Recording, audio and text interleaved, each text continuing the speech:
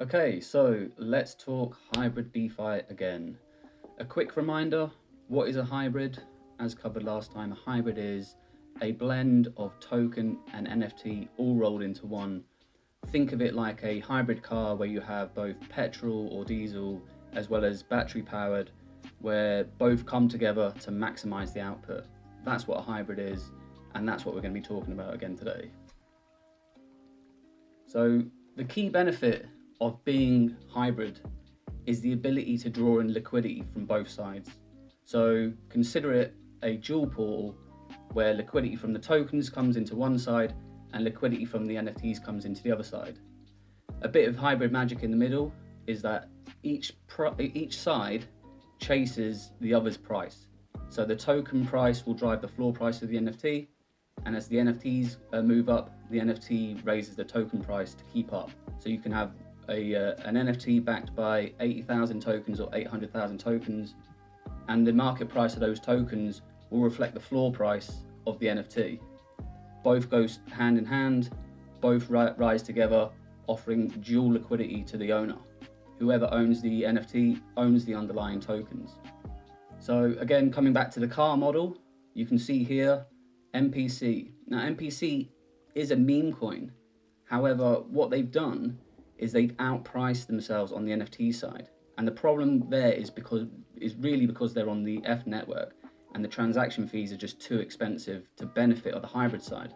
So what's happened with MPC is you can have one coin that's 6 cents that enables you to swap into one NFT for a $15 transaction cost.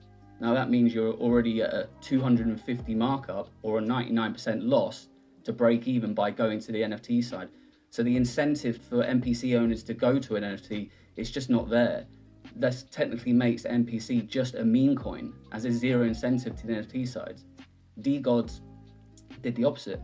They were both NFT token, but the owner was worried about arbitrage, and he took away the token portal side, meaning they would just became an NFT again. He was worried that price would be affected, so he shut it off, and he just left everyone holding a hybrid, which wasn't a hybrid, it just became an NFT. So those are the two big boys in the space that are competitors to Bozo, who claim to be hybrids, or have claimed in the past to be hybrids, but do not get the benefits as shown here for being hybrid like a Bozo would. The Bozo token is the hybrid token standard. You get both the token and the NFT together, maximizing the output. So touching on what I said before, each NFT has a backing. We've covered this in the last video, 800k or 80k or 8k for these particular collections. What people still fail to realize is that when you own an NFT, you have that allocation stored for you inside the vault, and the vault is locked. So nobody can go in and claim these tokens as they are already backed behind one of these NFTs. So the way to look at it is the NFT is your key. Yeah, your key to the vault. You unlock it to open the tokens. Now, two of these collections, the reloads and the nuggets, are actually deflationary. So what happens is if you own one of these and you unlock the vault and you remove the tokens, those NFTs get burnt. Some of the feedback that we've seen recently is people using bubble maps. Now, we've got to remember that there's a vault element, and this is needed for hybrid DeFi. There has to be somewhere to store your tokens whilst you are inside an NFT. I think what a lot of people do is they go, I've swapped one for the other.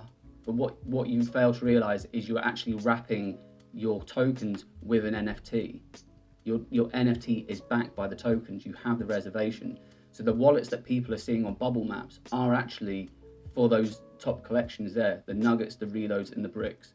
The reloads, the bricks, the nuggets, yeah?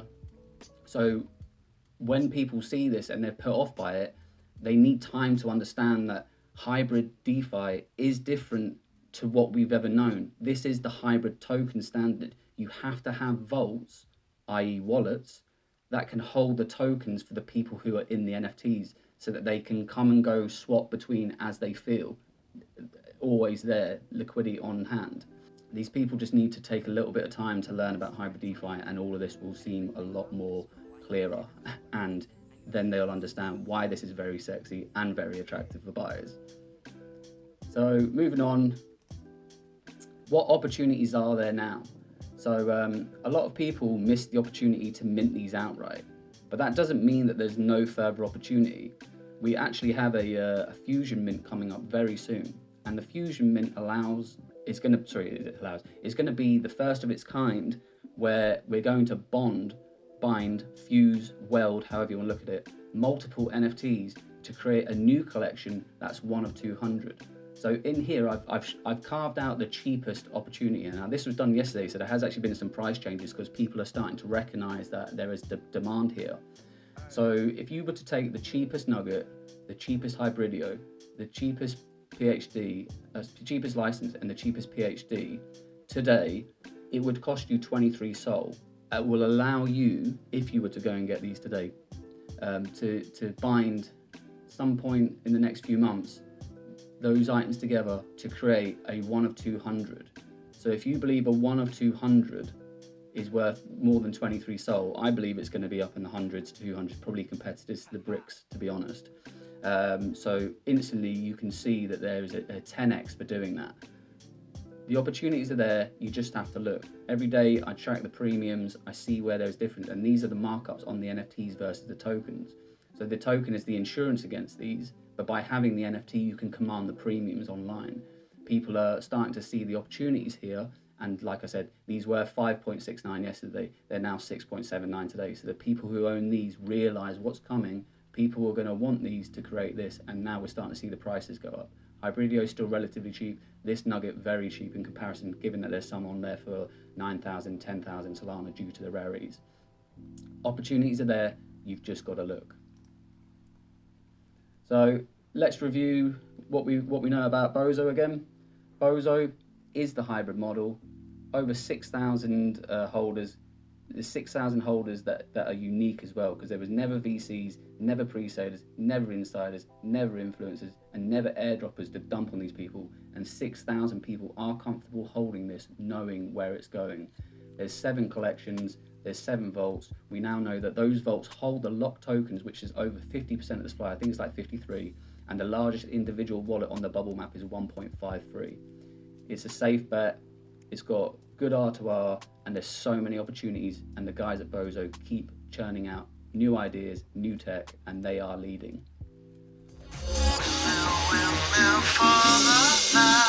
Time forever hand in hand. Take it all out on your stride. It is taking folding down. Love forever, love is freely. Turn forever, you and me. Windmill, windmill for the land is everybody in.